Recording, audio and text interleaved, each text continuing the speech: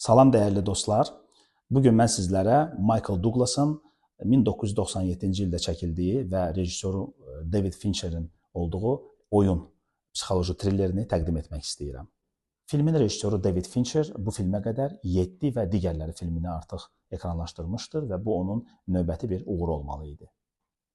Bildiyiniz kimi Michael Douglas kifayət qədər populyar Hollywood ulduzudur və yüzlərlə filmə çəkilmişdir və burada onun tərəf müqabilləri tanınmış kinoaktyorlar, kinoaktrisalar olmuşdur. Oyun filmi isə onun filmləri sırasında xüsusi bir yer alır.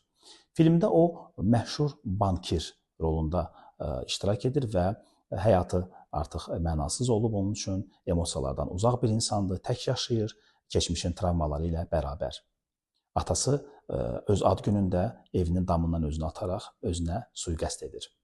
Michael Douglas'ın qəhrəmanı möhkəm xarakterə malik bir insandır və o çalışır ki, insanlardan biraz uzaq gəzsin, amma eyni zamanda da həyatına rəng qatmaq üçün öz qardaşı ilə görüşür və qardaşının təklifi ilə maraqlı, spesifik bir oyuna daxil olur. Film öz kadrlarının gərginliyi və süjet xətti ilə insanların yaddaşlarında qalır.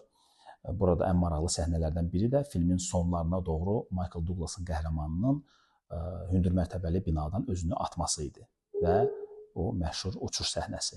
Əsas qəhrəman artıq öz qardaşı ilə neçə ildir görüşmür və onun ünsiyyətini sadəcə evdə çalışan xanım məhdudlaşdırır və bu oyun onun həyatında dönüş nöqtəsi olmalıdır. Mən düşünürəm ki, hamılıqla bu filmə bir daha baxıb öz fikirlərimizi rəylərdə yaza bilərik. Təşəkkürlər.